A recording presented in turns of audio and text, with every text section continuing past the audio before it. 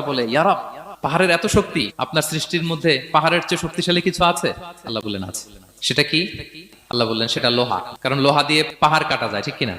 লোহার কথা শুনে ফেরেশতারা অবাক। ফেরেশতারা প্রশ্ন, তাহলে আপনার সৃষ্টির মধ্যে লোহার চেয়ে